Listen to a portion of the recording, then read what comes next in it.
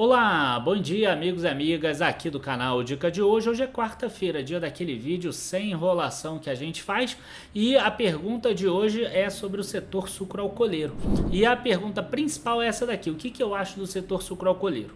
É importante a gente dizer que dentre as empresas listadas aqui no Brasil, existem três empresas que representam esse setor. A gente tem a Raízen, que ainda pega algumas outras partes que a gente não vai analisar hoje. A gente tem a São Martin e a gente tem a Jalles Machado, sendo que a Raízen e a Jalles Machado abriram capital há pouco tempo, ou seja, há menos de 3 anos. Então falta um pouquinho de histórico pra gente. O vídeo vai ficar bem bacana, curtam ele, se inscrevam no canal, comentem aqui embaixo qual das três vocês mais gostam e depois da vinheta a gente já começa.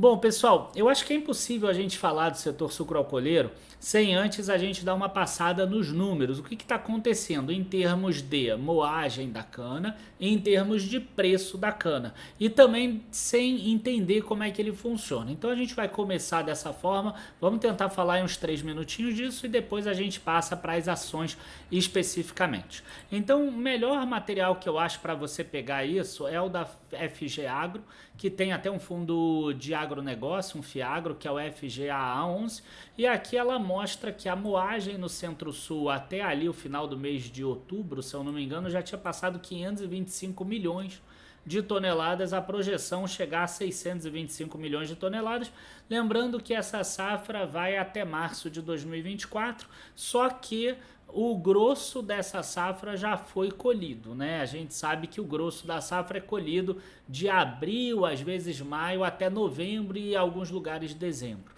Tá? Então aqui teria mais uns 2 meses de safra realmente a ser colhida, depois é o período de chuva, que aí você não colhe mais nada, e aí depois você começa a colher de novo lá em abril.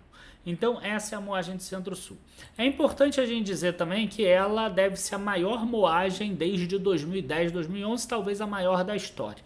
E outro ponto também que é importante dizer é que o Brasil hoje, ele não é o maior produtor de açúcar no mundo, mas ele é o maior exportador de açúcar do mundo, tendo passado a Tailândia e a Índia, mas mesmo assim muito próximos. A Índia é o maior consumidor do mundo, só que ela produz muito para consumo interno. Então existem empresas, associações, né, que calculam qual é o balanço geral de açúcar, ou seja, quanto de açúcar foi produzido versus qual é a demanda do açúcar, quer dizer, oferta versus demanda. E a gente vê que esse balanço global de açúcar aqui, nesses últimos anos, ele tem ficado negativo, tem ficado deficitário. E aí o que aconteceu com o preço do açúcar? O que aconteceu com o preço do açúcar foi exatamente isso daqui. Desde setembro de 2022 a gente vê uma alta forte do açúcar. Se eu pegar aqui 12 meses, fica bem claro. Outra coisa que também fica bem clara é a sazonalidade que existe. Se vocês pararem para observar, vocês vão ver que ali, ó, do início da colheita da safra em abril, às vezes é maio, até o setembro mais ou menos, você vê que tem uma queda de preço. Nesse ano aqui aconteceu a partir de maio, de maio até setembro houve uma queda de preço, né? Agora, como o hemisfério norte acabou produzindo menos açúcar, a gente teve uma alta aqui mais forte do preço do açúcar, tá? Então esse é um ponto importante. Agora, quando a empresa ela produz o açúcar, que ela moe a cana, né, e passa por vários rolos para conseguir extrair o máximo daquela cana e depois dividir, parte disso é para produzir etanol e parte disso vai para produzir energia elétrica. Por quê? Porque o bagaço da cana causa e traz uma possibilidade de oferta de energia de biomassa, tá? Então, qualquer empresa de açúcar, ela vai ter produção de açúcar, de etanol e de energia elétrica, tá? Pelo menos as maiores, elas conseguem fazer os três. Então, nesse momento agora, a gente tem um preço de açúcar aqui muito alto, já praticamente na entre safra, e a gente tem um preço de etanol aqui muito baixo. Se você olhar aqui em São Paulo, você vai ver que teve uma queda. tá? Teve a questão dos combustíveis, da gasolina que caiu, teve questão dessa grande quantidade de moagem, então tem muita oferta de etanol e aí por diante. Então, o preço do etanol está baixo, o preço do açúcar está alto. Logo, o que a gente espera? Que as empresas estejam no mix produzindo mais açúcar do que etanol. E isso a gente vai conseguir ver nas empresas em questão. Por exemplo, aqui, ó, vou pegar a Raízen primeiro. Ela tem vários tipos de operação. Eu vou pegar só a operação agroindustrial, que é a parte que é comparável com as outras. Ela tem, por exemplo, a Raízen, ela tem os postos Shell, por exemplo. Esses postos Shell é distribuição de combustível. Isso vai ter muito mais a ver com a Vibra Energia ou com a Ultrapar do que com o setor sucroenergético. Então a gente não vai falar hoje. Você vê aqui que o mix de produção da Raízen no ano passado era 50-50. Nesse ano já está 55 a 45. 55 açúcar, 45 etanol. Tá? Agora, o que a gente percebeu? Né? A gente viu ali que a moagem de cana estava maior. E a empresa aqui também conseguiu uma moagem de cana maior, 13,6% de alta. Outra coisa que é interessante é aqui, ó, o TCH, que é toneladas de cana por hectare. Aumentou 30% aqui toneladas de cana por hectare. Né? E a produtividade agrícola aqui aumentou 28% no total, que é o açúcar total recuperável dividido pela quantidade de hectares que foram plantados. Tá? Se ficou difícil de entender, tá? É assim, você moe 1 tonelada de cana. Em média, com 1 tonelada de cana, você nesse trimestre conseguiu 143,3 quilos. O resto você não perdeu, né? Você vai jogar lá para virar energia elétrica, mas saiu 143,3 quilos por tonelada moída. E na hora que você pega e divide esse número pelas quantidades de hectares, você consegue descobrir a produtividade agrícola, e essa produtividade agrícola foi muito grande. A empresa conseguiu produzir nesse ano 2.900.000 toneladas de açúcar, 1.400.000 etanol primeira geração, e aqui começando a produzir 8.600 de etanol de segunda geração. Isso metros cúbicos.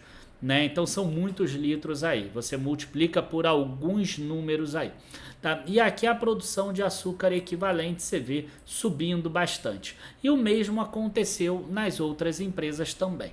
Só que o que acontece? A gente tem uma produção de açúcar que cresceu, uma produção de etanol que ficou mais ou menos constante, e a gente já viu que o preço do açúcar subiu e o preço do etanol caiu. Então aqui a gente consegue perceber algo que aconteceu com a maioria das empresas. Né? A gente vai ver aqui uma receita que ficou mais ou menos estável em 1,5%, sendo que a receita do açúcar subiu 22% e a de renováveis, que seria o etanol e a energia elétrica, caiu 19%. Quando chega aqui no final, no ano, a gente teve uma queda de 15% no EBITDA. Um aumento de 10% no açúcar e uma queda dos renováveis. Tá? Na São Martinho, a gente vai ver algo muito similar. A gente vai ver que o ATR produzido subiu 9,1%, a gente vai ver que a produtividade aqui subiu 18%, e quando a gente passa aqui para os números, a gente vê algo muito similar, né? A gente vê aqui, ó, pegando 6 meses, que é mais fácil da gente observar, a gente tem uma queda de receita de 12%, a gente tem uma queda de EBITDA de 27% e assim por diante. Já quando a gente vai para Jalles Machado, a gente tem algo um pouquinho diferente. Por quê? Porque a Jalles Machado, você vê que ela coloca um resultado aqui pro forma e um resultado ex a usina Santa Vitória. Ela comprou a usina Santa Vitória e adquiriu e consolidou ela no terceiro trimestre de 2023. Então, no segundo trimestre, ela ainda não existia nos resultados da Jalles. E qual é o grande problema da usina Santa Vitória? O grande problema da usina Santa Vitória é que ela é uma usina apenas. Ela produz etanol. Ela não produz açúcar. Então ela não tem esse mix de produção. A Jalles, ela tem um mix de produção nas outras duas usinas dela, na Jalles Machado e na Otávio Lage. Na Santa Vitória, ela não tem, ela produz apenas o etanol. Então aqui quando a gente vê o mix, a gente vê aqui de produção, a gente vai ver que o mix de etanol subiu, né? Então o mix antes era 50% de etanol, agora virou 60%, que é o contrário do que as outras fizeram. As outras, elas pegaram, né, e botaram mais pro açúcar, porque o preço do açúcar estava maior. E a Jalles acabou tendo que fazer o inverso, porque ela só vai começar a produzir açúcar, se eu não me engano agora, na próxima safra ou na outra, mas eu acho que já na próxima, tá? Não é uma ação que eu olhe com tanta proximidade assim, mas ela vai começar a produzir. Então, o que acabou acontecendo com a Jalles? Quando a gente vai aqui nos resultados da Jalles, a gente vai ver que a receita líquida dela, se a gente considerar o Proforma, o que é o Proforma? Considerar o resultado da usina Santa Vitória já fazendo parte da Jalles Machado antigamente, você vê que é uma queda muito maior de receita, de 24%, caindo de 614 para 465 milhões. Né? E se a gente pegar aqui o EBITDA, por exemplo, a gente tem uma queda maior ainda, de 34%, saindo de 465 para 305. Né? Mesmo colocando a usina Santa Vitória, a gente vê que ainda teve uma queda do EBITDA. Quer dizer, aqui com 2 usinas só, aqui em 2023, você tinha um resultado melhor do que com 3 usinas aqui. Então, o que aconteceu? O preço do etanol caiu muito, tá? E não tem a expectativa que ele vá subir, tá? Porque a moagem de cana está muito alta, a empresa não consegue produzir só açúcar, porque tem esse déficit, mas ela não consegue produzir só açúcar. Por outro lado, o preço do açúcar tende a ficar alto. Então, vai ser muito interessante para a Jalles quando ela conseguir produzir açúcar também na usina Santa Vitória. E aí tem um ramp-up aí muito interessante. Então eu vejo esse como sendo o melhor gatilho do setor sucro alcooleiro nesse momento.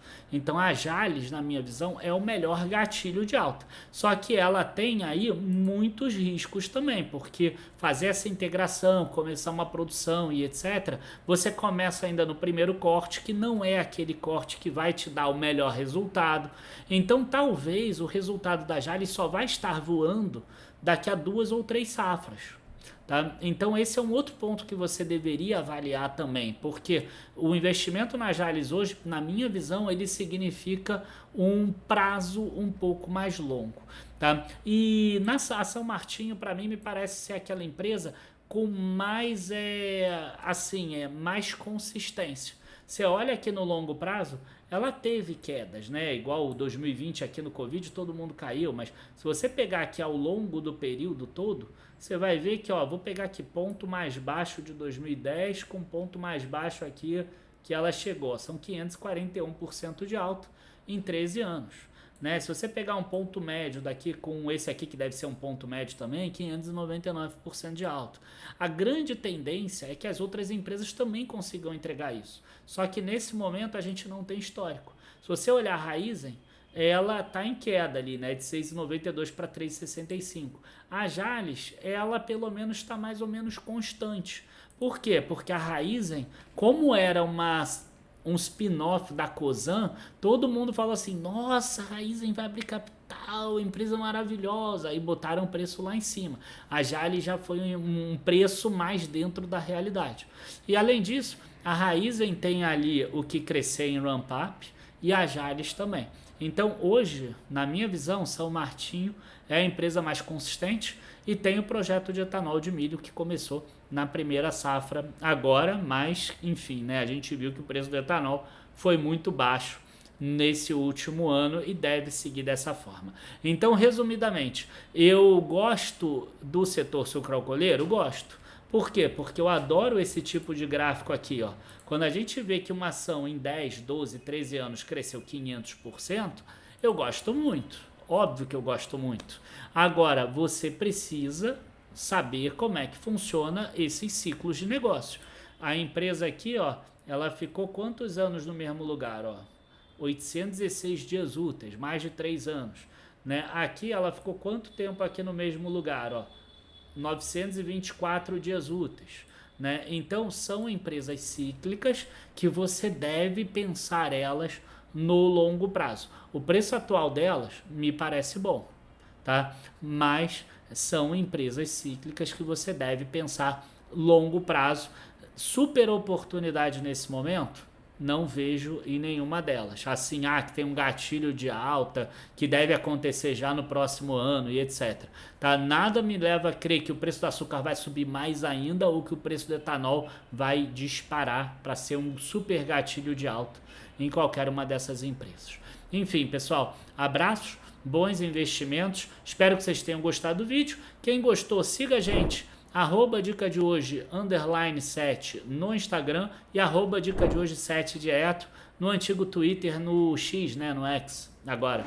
E também não deixem de assistir os nossos outros vídeos aqui do YouTube e, além disso, conhecer a nossa área de membros, que é a nossa área toda de recomendação de ações, fundos imobiliários, opções, small caps, carteira como um todo, né, a carteira plena, enfim, criptomoedas, renda fixa, enfim, um monte de coisas que você pode escolher aquele tipo de ativo que você gosta mais, você assina e você vai receber a carteira recomendada para você comprar exatamente aquilo. Você não precisa mais se preocupar com o mercado em si. A gente já disse o que você vai fazer, você entra lá, compra e descansa. Lê um relatório por semana, um relatório por quinzena, e hoje em dia pode até ouvir eles offline enquanto está malhando, enquanto está fazendo serviços domésticos, etc. Abraços, bons investimentos, até a próxima e nunca se esqueçam, construir leva tempo. Tchau, tchau, pessoal.